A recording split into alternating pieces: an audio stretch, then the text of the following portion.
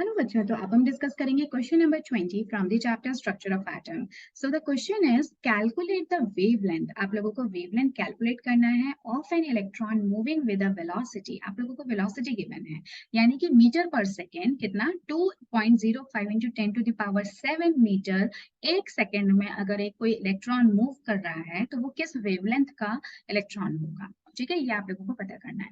तो देखो, हम जानते हैं कि जो इलेक्ट्रॉन है उनके लिए दो थ्योरीज दी गई हैं। एक तो कहा गया है कि वही इसका पार्टिकल नेचर होता है, तो उस हिसाब से जो एनर्जी है वो किसके इक्वल हो जाती है, mc² के इक्वल हो जाती है।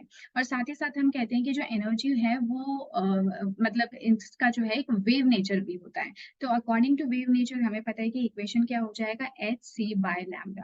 ठीक है, तो दोनों ही इक्वेशंस जो है वो एनर्जी की हैं, राइट। तो अब हम क्या कर सकते हैं, दोनों को इक्वेट कर सकते हैं। तो जब आप इक्वेट करोगे तो this will become mc² equal to hc/λ।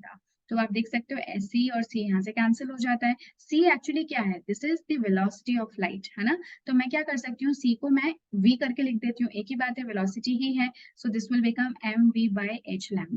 अगर लैम्डा को यहाँ से फाइंड आउट करोगे so this will become h/mv। ठीक है, तो ये इक्वेशन आप लोगों को ध्यान रखनी है, बहुत इंपॉर्टेंट है। And this shows the dual nature of light.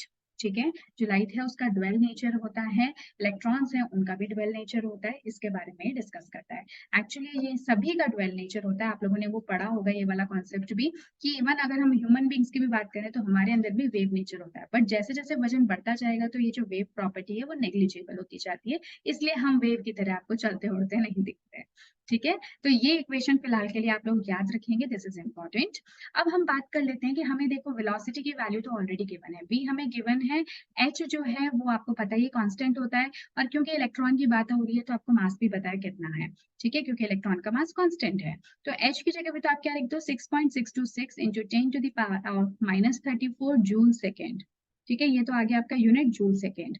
m जो होता है आपको सभी को पता है कि जो इलेक्ट्रॉन का वजन है वो काफी कम होता है, 9.1 into 10 to the power -31 kgs में। केजी में इसलिए लिख रहे हैं क्योंकि kg is the SI unit of mass. उसके अलावा वेलोसिटी, वेलोसिटी आपको गिवन है वो कितना है, 2.05 into 10 to the power of 7 metre per second. ठीक है, अब आपको क्या करना है, इस पूरे को सॉल्व करना है। एक बार आप इसको सॉल्व करके देखना और फिर मुझे बताना कि क्या आपका भी answer 3.5 into 10 to the power -11 ही आ रहा है कि नहीं आ रहा। ठीक है, तो ये कुछ इस तरह से आप इस क्वेश्चन को सॉल्व करेंगे। तो बस आप लोगों को ये वाला फॉर्मूला पता होना चाहिए था फॉर दिस क्वेश्चन, और इसके पीछे का रीजन एटलीस्ट आप लोगों को पता होना चाहिए कि लैम्डा और मास को हम किस तरह से कंपेयर कर रहे हैं, क्योंकि लैम्डा इज अ प्रॉपर्टी जो कि वेव नेचर से रिलेटेड है ना। लैम्डा हो गया, न्यू हो गया, वेव नंबर नंबर हो गया, ये सब किससे रिलेटेड है, वेव नेचर से। जबकि जहां पे भी मास आ जाए इसका मतलब वो पार्टिकल नेचर से रिलेटेड है। तो इन दोनों के बीच में क्या रिलेशन है और कहाँ से ये रिलेशन डेवलप हो रहा है, तो ये आपको एक अंडरस्टैंडिंग होनी चाहिए of the dwell concept.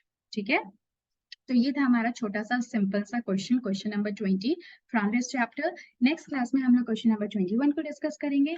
Till then take care, good bye and keep practising.